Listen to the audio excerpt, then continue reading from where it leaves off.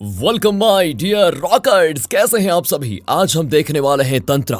दोस्तों आज ये डरावनी कहानी है तो मैं आपको थोड़ा डराने की कोशिश करूंगा, देखते हैं क्या होता है। इसका मैं कोई इंट्रो नहीं दूंगा क्योंकि पूरा सस्पेंस खराब हो सकता है। बाकी अगर आप चैनल पर नए हैं तो सब्सक्राइब कर दीजिएगा। तो कहानी की शुरुआत में हम अंधेरी रात में देखते हैं जिसके बीचों बीच एक आदमी जंगल के रास्ते से गुजर रहा होता है। आगे कुछ ही दूरी पर जाने पर उस आदमी को एक पेड़ के ऊपर एक लड़की दिखाई देती है जिसके हाथों में एक मरा हुआ मुर्गा होता है और वो लड़की उस मुर्गे का खून पी रही होती है। इससे उसके पूरे चेहरे पर खून ही खून लगा होता है। ये देख वो आदमी डर से जोरों से चिल्लाने लग जाता है और वहाँ से तुरंत भाग जाता है। इसके बाद हम अगली सुबह रेखा नाम की एक लड़की को देखते हैं जो नहा रही होती है। तभी उसे अपने वॉशरूम में एक अजीब सी लड़की बैठी हुई दिखाई देती है जिससे रेखा वहीं पर रुक जाती है। और जैसे वहां पर रेखा की दादी आती है तो वो अजीब लड़की उन्हें दिखाई नहीं देती। और दोस्तों इससे हम समझ जाते हैं कि वो अजीब लड़की कोई और नहीं एक आत्मा है और रेखा के पास आत्माएं देखने की शक्ति है जिसके बारे में उसने किसी और को नहीं बताया होता है। आगे हमें पता चलता है कि रेखा के पिता कुमार उसे पसंद नहीं करते हैं क्योंकि रेखा के जन्म के समय उसकी माँ की मौत हो गई थी और इसका जिम्मेदार कुमार उसे ही मानता है।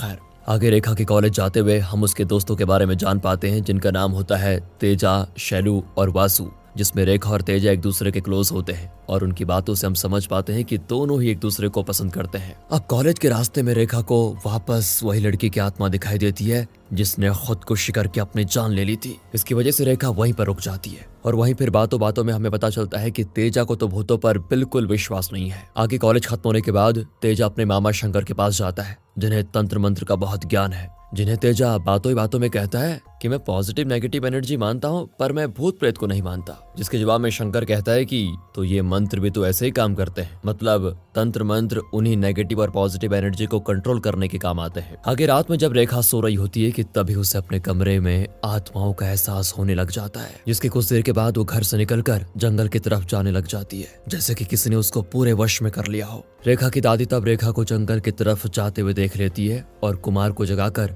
उसे ये बात भी बताती है। पर इस पर तो कुमार कहता है अरे ये उसका रोज का काम है, तुम सो जाओ। और दोस्तों इससे हम समझ पाते हैं कि रेखा को नींद में चलने की आदत है और लगता है कुमार एक गैर जिम्मेदार पिता भी है। अगली सुबह रेखा एक मौलवी बाबा के पास जाती है अपनी आत्माओं वाली समस्या को लेकर और वो बाबा उसके उपाय के तौर पर रेखा को एक ताबीज देने वाले होते हैं जिसके लिए वो रेखा को कुछ देर वहीं पर रुकने के लिए कहते हैं। अब वहां से निकलकर जब रेखा अपने दोस्तों के साथ कॉलेज जा रही होती है तभी बीच रास्ते में तेजा की किसी वजह से गांव के आदमी से बहस हो जाती है जिसमें वो आदमी तेजा को वैश्य का बेटा कह देता है और ऊपर से उस पर ताने भी मारता है जिस पर तेजा एकदम शांत हो जाता है। और ये बात सच थी कि तेजा की माँ एक वैश्या थी, पर तेजा इस बात से बिल्कुल दुखी नहीं था। उसे इस बात का ज्यादा दुख था कि जब तक उसकी माँ जिंदा थी उन्होंने उसे कभी माँ वाला प्यार नहीं दिया और फिर अपनी माँ की मौत के बाद तेजा बिल्कुल अकेला हो गया जिसके बाद से वो अपनी माँ से सख्त नफरत करने लगा। आगे हम तेजा और रेखा को साथ में काफी टाइम स्पेंड करते हुए देखते हैं और यहाँ हम श्योर हो जाते हैं कि दोनों एक दूसरे से प्यार भी करते हैं। जिसके बाद में जब रेखा सो रही होती है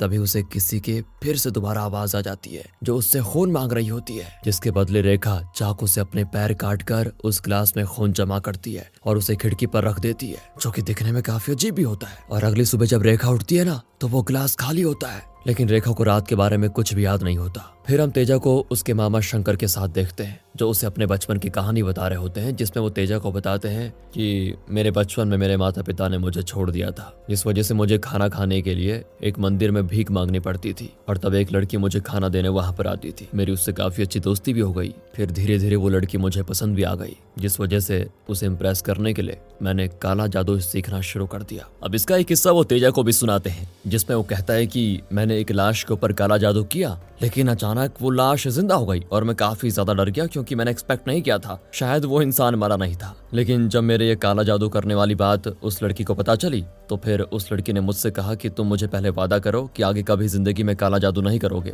तो मैंने भी उसको हाँ कह दिया कि अब से नहीं करूंगा। लेकिन दोस्तों कुछ सालों के बाद शंकर ने उसी लड़की पर वशीकरण करने की कोशिश की जिसका क्या कारण था और उसकी क्या कहानी थी ये बात शंकर तेजा को कभी और बताने का फैसला करता है। अब आगे जब तेजा, रेखा और वासु कॉलेज जाने के लिए शैलू का इंतजार कर रहे होते हैं तभी शैलू वहां पर आती है पर रेखा तो उसके पीछे एक आत्मा को भी आते हुए देखती है जिसका साफ मतलब था कि शैलू के ऊपर किसी ने काला जादू कर दिया है। उस वक्त तो रेखा रिएक्ट नहीं करती पर आके वो ये बात तेजा को बताती है और उसे कहती है कि गांव के मौलवी ने मुझे बात बताई कि काला जादू हो सकता है। जिसके बाद दोनों जाकर इसे कंफर्म करने का फैसला करते हैं, जिसके लिए रेखा शैलू को एक पेपर में रखे राख को फूंक मारने को कहती है। साथ ही शैलू के सामने एक नींबू भी रखती है, जिससे शैलू के ऊपर जो आत्मा होती है वो तो बाहर आकर रेखा को जान से मारने की बात करने लग जाती है। रेखा तभी ये गौर करती है कि पेपर में जो रखा हुआ राख है वो भी लाल हो चुका है, यानी कि उस पर सच में काला जादू हुआ है। फिर तेजा और रेखा ये बात शैलू के परिवार वालों को बताते हैं, पर उन्हें बिल्कुल भी भरोसा नहीं होता, जिसके सबूत के तौर पर 5 दिन के बाद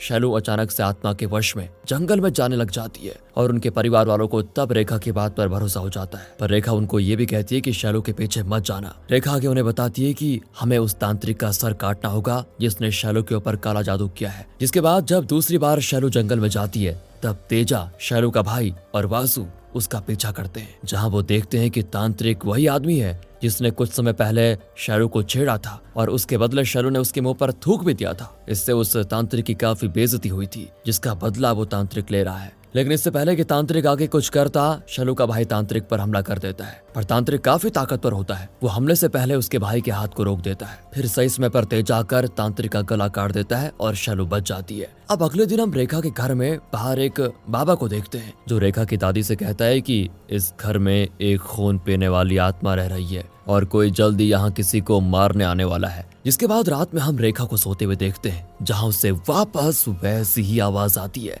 जिसे सुनकर वो फिर से अपना खून निकालकर एक ग्लास में रख देती है। अगले दिन बिल्कुल वैसा ही होता है जैसा पिछली बार हुआ था। आगे हम विकाती नाम के एक खतरनाक तांत्रिक को देखते हैं, जो रेखा के गांव में आकर राजेश्वरी नाम की एक औरत को ढूंढ रहा होता है। उसे गांव वालों से पता चलता है कि राजेश्वरी की तो बहुत पहले मौत हो गई है, पर हाँ, उसकी बेटी रेखा इसी गांव में रहती है और ये वही रेखा है जिसकी कहानी दोस्तों हम देख रहे हैं। इसके बाद हमें पता चलता है कि विकाती रेखा को मारना चाहता है, जिसके लिए उसे सबसे पहले ये जाना था कि रेखा है कौन। फिर पता करने के लिए वो रास्ते के बीचों बीच एक नींबू रख देता है और जैसे ही रेखा वहां से गुजरती है, वो नींबू रेखा के पास चला जाता है। वैसे दोस्तों ये कौन सा ब्लूटूथ टेक्निक है पता नहीं, लेकिन बड़ा जबरदस्त है। खैर, इस विकाटी को यह पता चल जाता है कि रेखा है कौन और उसे किस पर हमला करना है। अब रात में विकाती उस नींबू पर काला जादू करने लग जाता है, जहां दूसरी ओर रेखा के ऊपर एक किन्नर की आत्मा हमला कर देती है, जो उसे घसीटते हुए विकाती के पास लेकर आ जाती है। पर सही समय पर रेखा देवी माँ की फोटो अपने साथ में ले लेती है, जिससे उस आत्मा को वहां से जाना पड़ता है। इसके बाद अगले दिन रेखा ये बात मौलवी जी को बताती है और मौलवी उस पर झाड़ फूक करने लग जाता है, जिस वजह से दूसरी तरफ विकाती रेखा पर काला जादू नहीं कर पाता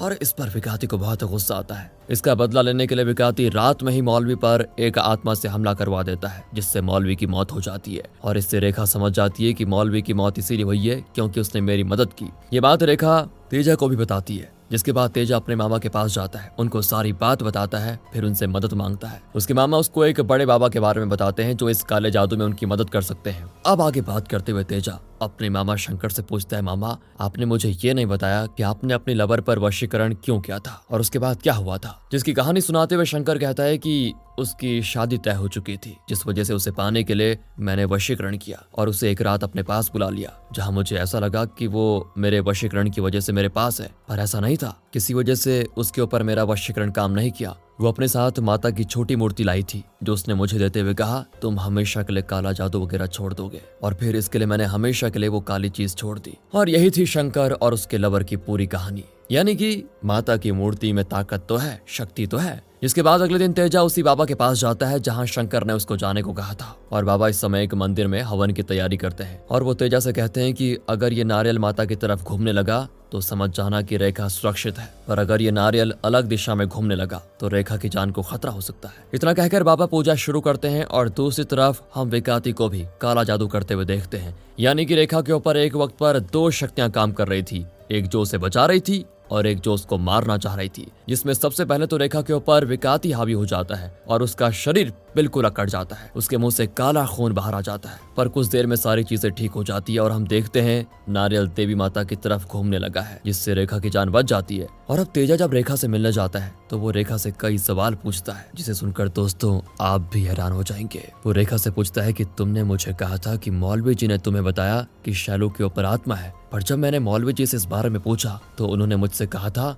मैंने तो ऐसा कुछ भी रेखा को नहीं बताया। बस इतना ही नहीं, मैं विकाती से भी कुछ समय पहले मिला था, जहां मैंने उससे पूछा कि उसने मौलवी को क्यों मारा, तो विकाती ने मुझ पर हमला करते हुए मुझे अपनी शक्तियों से हवा में उड़ा दिया और मुझे कहा तुम मेरे और रेखा के बीच मत आओ। और मैंने मौलवी को नहीं मारा, मुझे उसे मार के क्या फायदा, ये उसी तांत्रिक ने कहा है, समझी तुम। और यहाँ तक कि जिस बाबा के पास मैं गया था ना, उन्होंने भी मुझे जाते हुए कहा कि रेखा की जान इस पूजा की वजह से नहीं बची, बल्कि कोई और उस पर काला जादू कर रहा था जिसकी वजह से उसकी जान बची है। तो मुझे बताओ वो है कौन जो काला जादू कर रहा था। मैं नहीं जानता कि इन सारे सवालों के क्या जवाब है, पर मुझे पता है कि तुम इनके जवाब जानती हो। जिसके बाद रेखा बहुत बड़ा सच बताती है कि वही है जो काला जादू कर रही थी और वो काला जादू करती रहती। पर इसके पीछे एक बड़ा राज है जिसकी कहानी रेखा तेजा को बताने लग जाती है। असल में रेखा की माँ राजेश्वरी थी जिसके ऊपर माता आया करती थी, और राजेश्वरी ही शंकर की लवर भी थी। पर जब आगे जाकर राजेश्वरी की कुमार से शादी हुई तो उसे पता चला कि कुमार नामर्द है, और उसने राजेश्वरी से इसलिए शादी की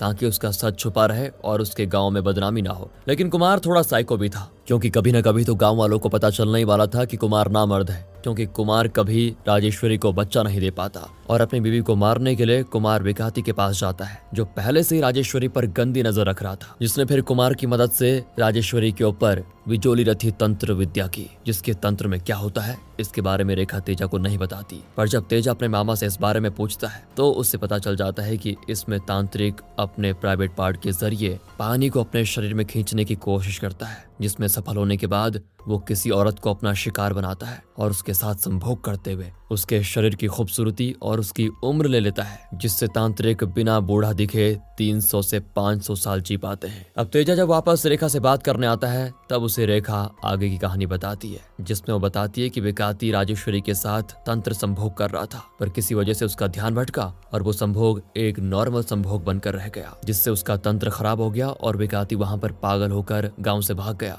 लेकिन इससे राजेश्वरी की जिंदगी खराब हो गई। नॉर्मल संभोग की वजह से राजेश्वरी विकाती के बच्चे की मां बन गई, और वो बच्ची मैं ही हूँ, यानी रेखा विकाती की बेटी है, कुमार की नहीं। और यही कारण था कुमार उसे पसंद नहीं करता था, क्योंकि वो कुमार की बेटी थी नहीं, और ये बात कुमार को पता थी और किसी को नहीं बताती। खैर, उस हादसे के बाद तंत्र की वजह से राजेश्वरी को आत्माएं सताने लग गई, इसलिए रेखा के जन्म के कुछ समय के बाद उसकी मौत हो गई, और वही तंत्र की कुछ शक्ति अब रेखा के अंदर भी है। रेखा आगे तेजा को बताती है, मुझे आत्माएं दिखती है, और मौलवी को भी मैं नहीं मारा था, क्योंकि वो लड़कियों को गलत फायदा उठाने की कोशिश किया करता था, और यहाँ तक कि मैंने खुद को विकाती के काले जादू से खुद को बचाया। रेखा आगे ये भी बताती है कि मुझे हर पूर्णिमा की रात खून पीना पड़ता है, और मूवी की स्टार्टिंग में हमने जिस लड़की को मुर्गी का खून पीते हुए देखा वो रेखा ही थी। आगे रेखा एक और सच बताती है कि तेजा की मां ने उसको एक दिन जानवरों का खून पीते हुए देख लिया था, जिससे वो डरकर भागने लगी और आगे एक ट्रक से टकराकर उसकी जान चली गई। ये सुनकर तेजा को बहुत बड़ा झटका लगता है कि मेरी माँ की मौत के पीछे तुम हो, और वो चला जाता है वहां से।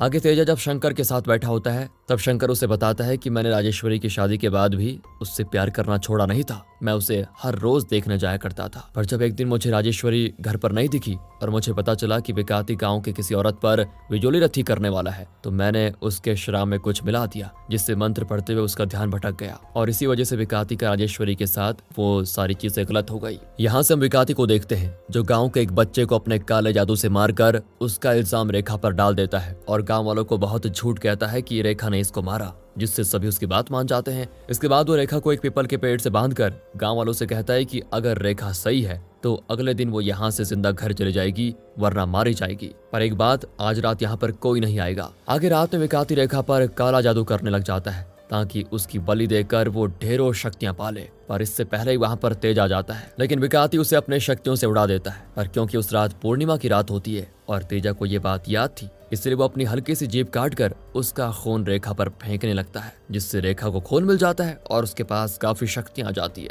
जिसके बाद विकाती और रेखा के बीच तंत्र वाली लड़ाइयां होने लग जाती है, क्योंकि रेखा को राजेश्वरी की आत्मा ने तंत्र विद्या सिखाई थी, जिसमें विकाती का तंत्र उल्टा पड़ जाता है और वहाँ सभी आत्माएं उस पर ही हमला कर देती है। इससे विकाती का चैप्टर यहीं पर होता है क्लोज, और तेजा और रेखा बच जाते हैं। मूवी की एंडिंग में रेखा तेजा से कहती है, तुम्हारी माँ अभी भी यहीं पर है और वो तुम्हें बहुत चाहती है, बस वो तुम्हें कुछ कह नहीं सकती। और ये सुनकर तेजा दुखी भी होता है और काफी खुश भी। और इसी एंडिंग के साथ ये कहानी होती है खत्म। बाकी आपको वीडियो अच्छी लगी हो तो लाइक कीजिए, चैनल को सब्सक्राइब। मिलते हैं अगली वीडियो में, ध्यान रखिएगा अपना।